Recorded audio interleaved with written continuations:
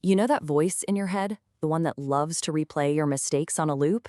Yeah, that one.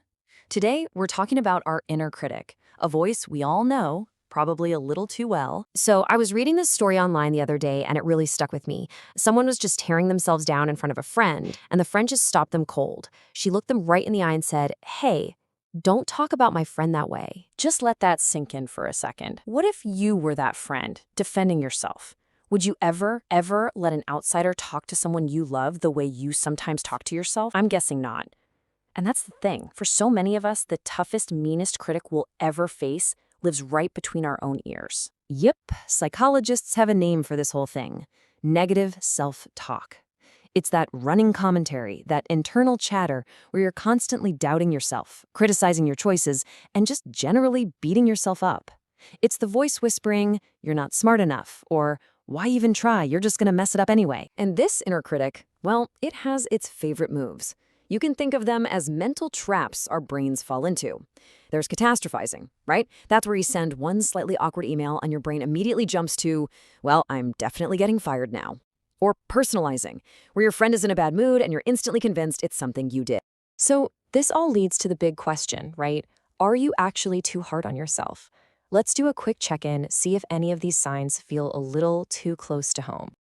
An article in Psychology Today laid out 7 really clear signs that you might just be your own worst critic. Let's walk through a few of them. Okay, sign number 1.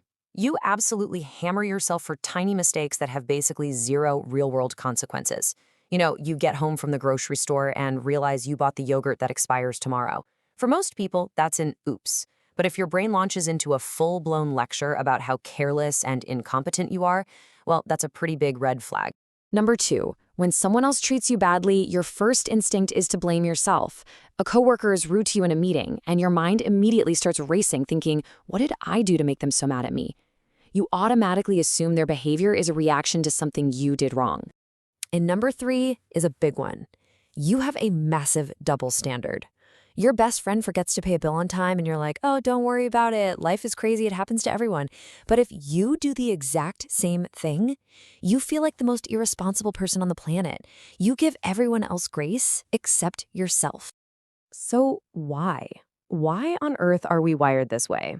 It feels so completely illogical, right? Well, believe it or not, there's actually a deep evolutionary reason our brains can turn into such bullies. According to a model called compassion-focused therapy, our brains have basically 3 main emotional systems that we've evolved over thousands of years. We've got the drive system, that's the part that gets excited about rewards and achieving goals. We have the soothing system, which is all about feeling safe, content, and connected. And then there's the threat system. Think of your threat system as your brain's ancient, hardwired alarm bell.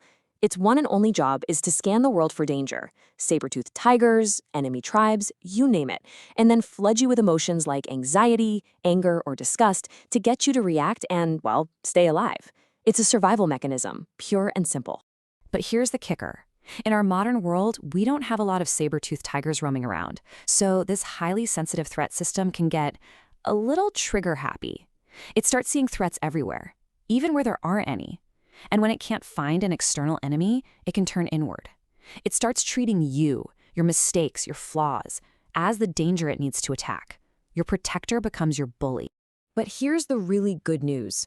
We are not slaves to this ancient programming. We can absolutely make a conscious shift from harsh self-criticism to something way more helpful: compassionate self-correction. To really get the difference, there's this fantastic analogy from Sage Clinics. I want you to imagine a little kid who's just starting to learn the violin, and they have 2 different teachers.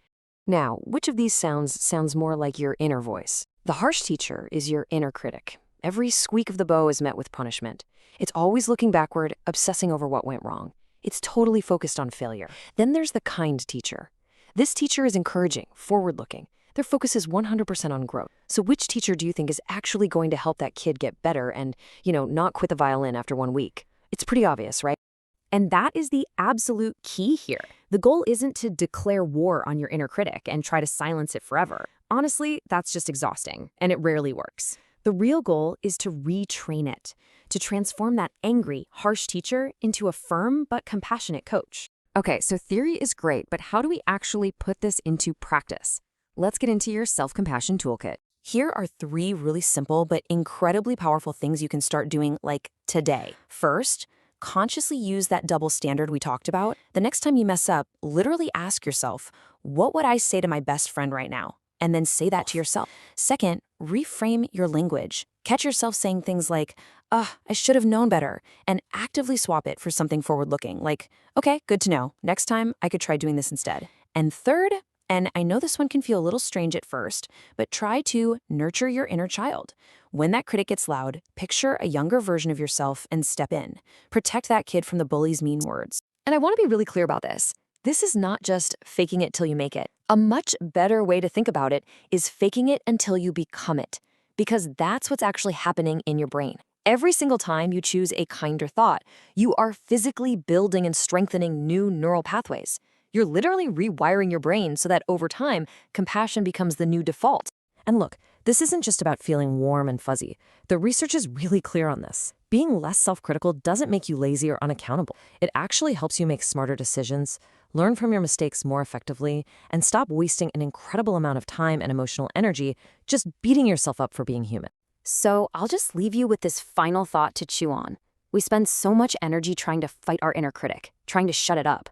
But what if the goal isn't to silence that voice? What if the goal is simply to teach it a new, better language, the language of kindness?